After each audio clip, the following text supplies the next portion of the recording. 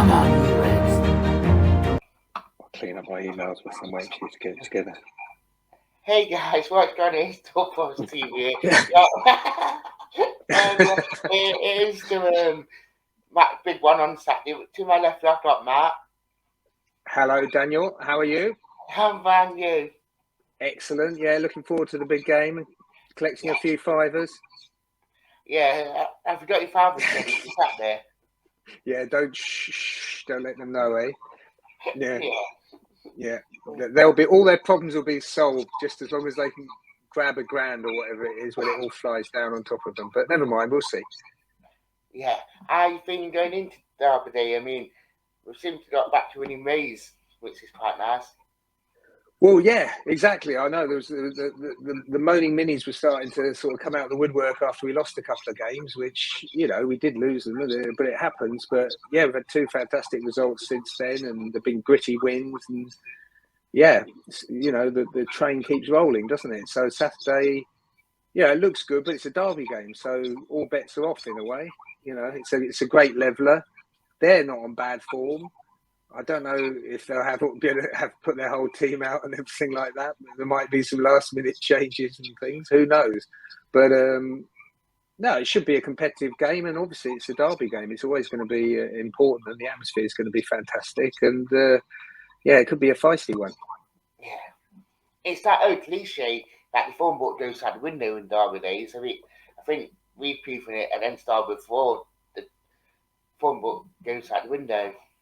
Yeah, it's completely different. They'll all want to play, you know, as they have done in the last couple of games. I think they'll all be wanting to play anyway now. There's such a sort of good, positive feeling around the club. So, you know, we just need to win it. That's the most important thing. The 3 points are important, and then the following game as well is another one we should win.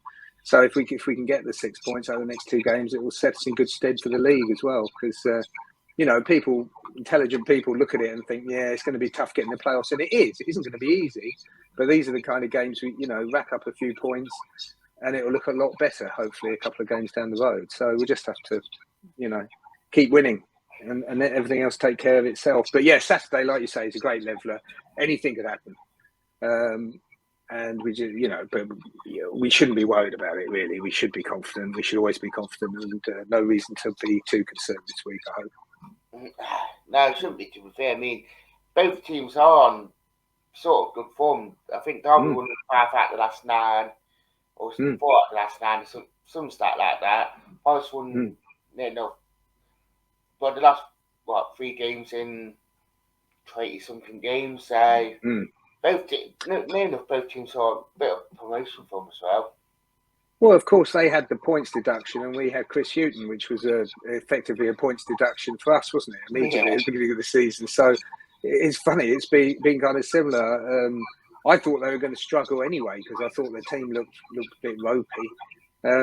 But they've confounded the critics, and Rooney's done a great job, really, hasn't he? He's done fantastically well. But sometimes adversity brings the best out in people, and you know, they could survive, but I feel like when push comes to shove, when it gets a bit close, it's squeaky bum time at the end of the season. Everything again, it's like a derby, isn't it? Everything changes, and it gets a bit too real, and you know, anything can happen at that point. So for them, I think they just have to stay sort of in the game, stay alive, sort of thing, and just hope for the best and hope other people crumble and they don't. So, you know, you see it quite often where the team that does everything to escape and or get promoted then falls at the final hurdle. So it's interesting anyway. It's a little sideshow for us to watch, definitely. Oh yeah, yeah, definitely. I think it's really fun to yeah, it's more entertaining than the EastEnders at the moment, in a way, down the road. Yeah, we can change channel. Yeah, Comedy Central. Yeah. Yeah. But yeah, definitely. Pardon? Shouldn't laugh really, but you know, Mel Morris made a bit of a mess of it, didn't he? And it's like Borough and who's the other one? Burton, is it? Yeah, Wickham. That's it. So you know they won't let it drop. So interesting. Yeah, I mean, it's weird because it was only, what, 4 years ago, 5 years ago, where Derby was in our position and we was in Derby position. So the tides have turned completely since Yeah, 2017. yeah, absolutely. Well, you do things sort of right.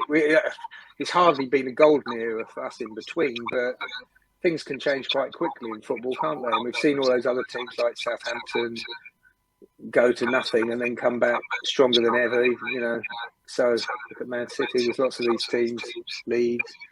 The tides turn, so you've always got hope, and we're doing quite well at the moment, and hopefully building something long term, which is the most important thing. It's not a race. It'd be nice to get promoted this year, but realistically, we want to treat this as a kind of a free hit, a trial run sort of thing. Next year and the year after, yeah, we really should be getting promoted. It's long overdue.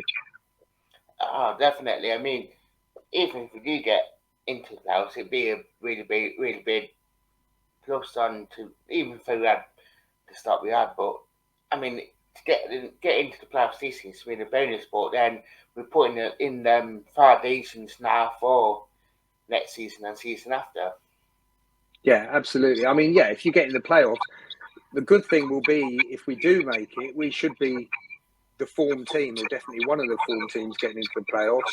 And the other good thing is hopefully Fulham will keep, are doing so well they won't slip back down into them. And so, if we do make it, we probably have a good chance of getting through it for once. So, I personally think the league this year is one of the weakest we've seen for a long time. It's nothing like the last time we had the right end of the league with Norwich, Villa, and all those kind of people who were on fire at the time, West Brom, and all those guys. But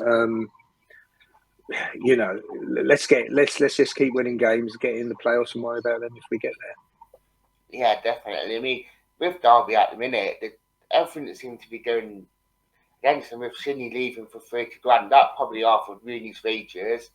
Rooney Yeah. might going to Everton, and everyone just seemed to be on the backs. Even the MPs are saying that liquidation could be with possibility with everything what's going off. Yeah, I mean, personally, I'd rather they stayed up. Hopefully, it's not an issue for us, and it doesn't matter. I guess the ideal scenario, we would win at the weekend, we get promoted, and they get relegated would be the perfect scenario where it's not an issue. But if we're going to be in this league, I'd rather they were in it as well. It's good for the area and stuff like that, all the jobs, and I think Nottingham will be a boom if we get into the Premier League and can stay there for a few years. So it's only a good thing, really. But yeah, who knows? It's going to be interesting both ends of the table. Like I say, if nothing else, it will give Forest fans hopefully two things to focus on and get some kind of pleasure out of one way or the other. Yeah, I do actually agree with that. Bit of Schadenfreude on toast. Yeah. I mean, as well with like Saturday's game, I mean, it'd be the first time since we beat them 1-0 that we actually got quite exit ground for the Derby Day, which will be a lot more electrifying for the players to actually perform. Because I think it was last season when we played against them, it weren't spectacular at both grounds. The fans will be a lot more of a factor. Yeah. Yeah. There'll be a real feisty kind of atmosphere. I think this one. I mean, it's always amazing. I haven't been to that many derbies over the years, but they're always fantastic atmosphere wherever you are in the league, like you say. But yeah, this one could be extra spicy. Maybe Larea might get a game. I'd like to see Colback back in the midfield if he can be restored there. I gather Larea couldn't play the last game because of some delays with his visa. Yeah, Yeah, so he might get a game. So we'll see, and that'll give old Coops a bit of a decision to make in midfield. And yeah, I think we'll go into the game very confident. I was going to touch up on about the team as well, because obviously with Leo coming back now, well, he's back now after his fees have been accepted and all that, and obviously with how well the team is playing, would you make any changes or would you keep it Yeah, well, I would get Colback back into the midfield, especially for a game like this. But then I'd pick him now for the rest of the season. But yeah, I'd get him into the midfield. Old Fauna's gone out on loan, hasn't he? Which I think is fantastic for him. So hopefully he'll come back. Brennanized, ready for next season, and the be able to sort of take a bit of the pressure and be the heir apparent to Colback. It's a difficult decision then, but if you do restore Jack between obviously Garner and Yatesy, personally, I'd probably do Yatesy, and then I think Garner's probably better as a sub to sort of mix things up, and you can kind of, I don't know, maybe rotate them now and again. And I don't know. Other than that, probably I'd stick to the same side as last game, and obviously I'll pick Lavea at left back. And then I gather Lowe's pretty much back in training. I think he probably is just about now. Yeah. And if so, hopefully he's not too far away. But we'll have to see. Yeah. So I was going to say the front three will be a good decision for. Yeah. Obviously, it worked quite well with Grabban playing that number 10 with Davis and Johnson. But would you play them three, or would you play Singh? Well, yeah, that's the tricky one, isn't it? I mean, obviously, Brennan, they pick every time, don't they? So you're not going to... It just seems like impossible he's going to get a rest. I thought the last game he had a really poor game by his standards, but obviously he came up trumps when it mattered at the end and pulled the goal out of his backside with old Zink's help. And Davis as well. I mean, the whole team were awful, weren't they, for the first 40 minutes? It was like, what's going on sort of thing. They then got out of bed barely. But Davis, I thought, was outstanding. He had like 10, 15 minutes where he was like Antonio reborn. And really, in a way, I felt like he almost single-handedly turned the tide of the game. And so I would be inclined to kind of stick with it because it worked so well, and probably bring Zink on because I think he's a good sub as well. I mean, again, yeah, you could pick him instead of Johnson, but I just don't think it's going to happen. But it's nice that we've got a positive option off the bench. If we do play Lavea, we've got another positive option in midfield. We're starting to have options, which we didn't have before. If we get Low back, and we can make maybe one more signing, it could be interesting. Yeah. Or even get Lolly fit. That's the other thing. Yeah. That is another positivity that we are starting to get more options because we have got Lavea in. We have got obviously you can play up front, be able to play Colback. People like Silver. Yeah, we got Silver as well. Obviously, we are starting to get them options. Whereas probably last season or sort of this season, we didn't really have them options. I mean, Stevie Cooper done a grand job with what he had, but now he's starting to get options. It's like, ooh. It's going to be important for the tail end of the season. I mean, you've got Myson, who he seems to have been away for a little while now, so he must be starting to get back on the road to recovery. Hader and so forth. And yeah, if we can add some new signings, it will freshen things up, won't it? Because he was stretched to his limit, and we kind of dropped a few points that we might not have done otherwise. But yeah, hopefully, if we can keep all our players or not lose too many of them and add a couple more, he will have more options. And the great thing is, he's a good manager. He'll use them. We've had other managers that won't do anything, and then you can't take advantage of those options. But I think Cooper's one of the guys who will. So if we do have a couple of strong subs, he's going to know when to play those cards and get a few extra points, which, whatever happens, whether you've got Houghton or 21-point deduction, often these things go down, to the last minute of the last game of goal difference and all kinds of things. So it's going to be fine margins, as they say. And but like you say, we're getting more options. That's the main thing.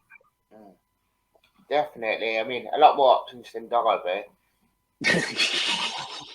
And it's nice. And the great thing is, the new signings have looked very natural and correct and sort of like they've been there forever, haven't they? Cook's been outstanding, and Davis is exactly what we needed and complemented what we already had. So very astute. So yeah, Wallace would obviously be another one who we've suffered at the hands of over the years, and he's a handful and one of the best creative players in the league. So yeah, can only be good, can't it? Yeah, and it's that old saying with Cloughie as well about strengthening the span. I mean, Cook brings he's bought what he's been in at the minute, and he don't look out of place. He looked like been here for years. And Davis bought bringing in something else that we didn't have. So strengthening that span, it's like it will only makes it stronger.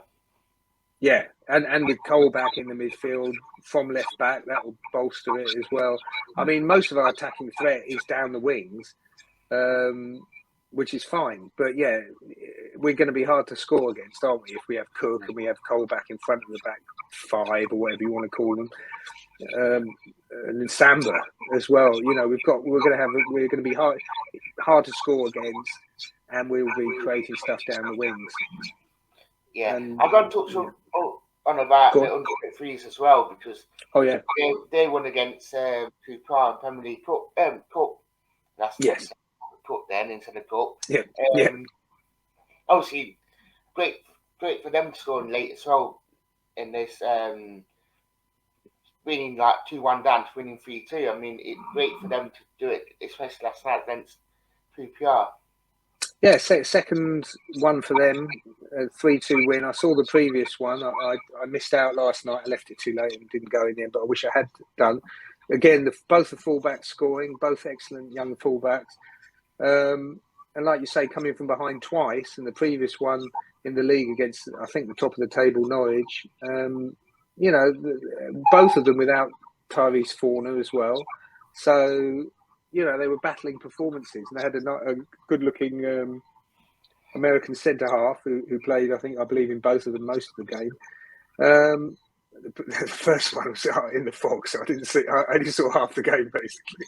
So I didn't get as much out of that one as I could have done. But they're doing great, and the under-18s winning again. I think that was in the cup this week. So it's all good. It goes back to like the season before last when we were top of all the leagues. I mean, we're not top of all of them at the moment, but we're definitely moving in the right direction across the board. And there's a hell of a lot of talent in those younger teams. So yeah, it'd be nice maybe if a couple more of those 23-year-olds, under 23s rather, go out on loan and get a bit of more sort of first team action and come back, adding to those options for Cookie. Yeah, definitely. I mean, it's one of them ones as well, because obviously the under 18s, they need enough or the FA Youth squad said most of the under 18s that would have paid for the under 23s basically played for the under 18s. So near enough last night we had me saying we still had quite a strong team at that. Most of the under 18s that would feature they played night before, so it was still quite nice to win, even though Taylor didn't play, I think, and one or two others, I think, that were red. Yeah, MB we've kind of forgotten about him, haven't we? He was a big sort of signing, and he's had his injury problems, but that's another kind of option we've got. It's going to be interesting to see what they do at the end of the season with the centre halves, with Figs as well. We've got too many good ones, really, in a way. But Wadri's back as well. Sorry, who was that?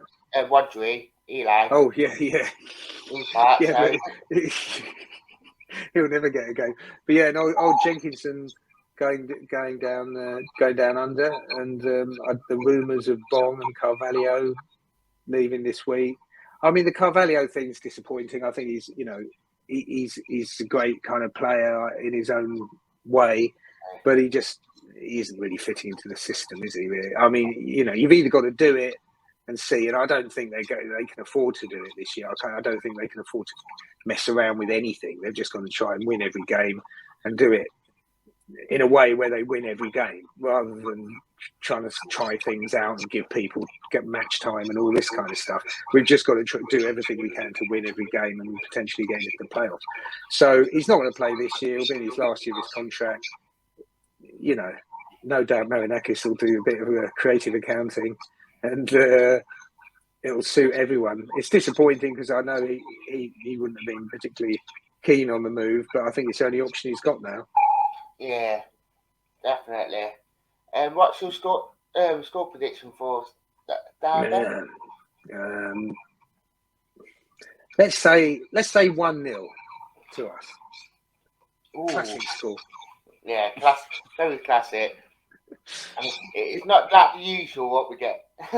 No, I mean, really, if I was probably going to bet money on it, I think I might bet on 2-0. But I think probably 1-0 is more likely in a funny way. It's just because it's a derby game sort of thing.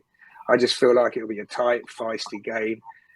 You suspect there might be a red card or something like this, quite possibly somewhere along the line. I don't know. It could go either way. Who knows? That's the great thing. Who knows? You know it's going to be competitive. You know there's going to be a fantastic atmosphere, and you expect us to win. But who knows? It's going to be entertaining. Yeah, And definitely. you, what do you think? I don't know. I think there'd be a goal in it. I think there'd be goals, but not too many. I do think 1-0 actually. Thinking about it. I mean, if we get more, last 4 games it's been 1-0, so money gonna be on the draw. But I think if a team is gonna edge it, it's gonna be like a 1-0 or 2-1 or 3-2. I don't think it'd be 3-2, but I think it'd be a close one. Yeah, you don't expect there to be a lot. I don't know. It's an interesting one. It's one of the least predictable ones. Well, I don't know. Talking nonsense, probably. It's probably really it's quite a tough game against another form team, and it should be tight, and it should be quite tricky. And the derby element just adds to the confusion. But yeah, I'm confident we'll win. I'm confident we'll turn up. So let's hope we do. Because that's the most important thing is the result, isn't it? Yeah, definitely. So I'd like to say thank you for Matt for coming on. Thank you, Dan. Yeah, so thank you for watching, guys.